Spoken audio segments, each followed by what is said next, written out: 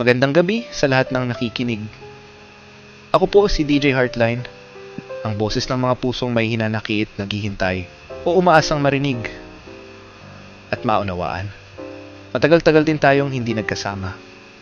Pero gaya ng isang pag-ibig na matagal nang nawala, eto ako, bumabalik. Dala ang isang liham na masakit, totoo. At baka kwento rin ng ilan sa inyo. Ang kwento natin ngayong gabi ay mula kay Alisa. Isang babae na minahal ng buo. Pero iniwan ding buo ang sugat. Dear DJ Heartline, isa po ako sa mga tahimik na tagapakinig ng programa mo.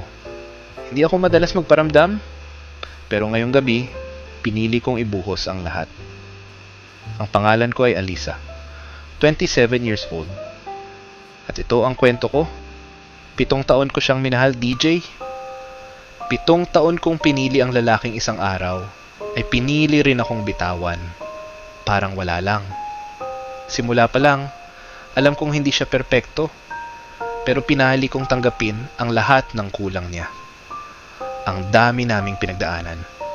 Unang trabaho, pangarap na bahay, mga gabi ng ramen at yakap sa ulan. Pero sa huli, hindi pala sapat ang pagmamahal ko para manatili siya. Isang gabi, umuwi siyang tahimik. Walang halik, walang yakap. Tapos ang sabi niya lang, Alisa, pagod na ako, hindi na kita mahal, ganun lang. Walang sigawan, walang paliwanag. Parang sinampal ako ng katotohanan na hindi ko kayang iwasan. Nakiusap ako, lumuhod, umiiyak na parang batang nawala ng laruan. Pero kahit anong iyak, hindi na ako naririnig ng puso niya. Lumipas ang mga buwan. Araw-araw akong tinuturuan ng katahimikan niya kung paano kalimutan ang boses, tawa, at lambing na dati ay akin lang. Ngayon, masaya na siya. May bago na. Samantalang ako, natutong maging buo kahit durog. Natutong ngumiti kahit may pait. At ngayong gabi, DJ Heartline, hindi ko alam kung bakit pinili kong ikwento ito sa'yo. Siguro dahil pagod na akong dalhin to ng mag-isa. O baka gusto ko lang marinig ng mundo na minsan may Alisa na nagmahal ng sobra at iniwan pa rin. Hindi ko na siya hinihintay. Pero minsan, tuwing gabi, umaasa pa rin akong sana kahit minsan naalala niya rin ako. Alisa, kung nakikinig ka ngayon, maraming salamat sa tiwala. Hindi madali ang i-share ang ganitong kwento. Ang sakit ng iniwan. Lalo kung binigay mo ang lahat. Pero tandaan mo, minsan ang pagkawala ng taong akala mo ay para sa'yo ang daan para makilala mo ang tunay mong halaga. Sa lahat ng nakikinig, ito ang ilang aral na iniwan sa atin ng kwento ni Alisa. Una ay, ang pagmamahal ay hindi sukatan ng pagtitiis, kundi ng pagtutulungan.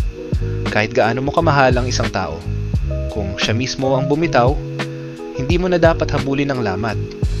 Pangalawa, hindi lahat ng pinaglaban mo ay worth it ipagpatuloy. Minsan, ang tunay na lakas ay yung marunong umatras sa laban na wala ng saysay.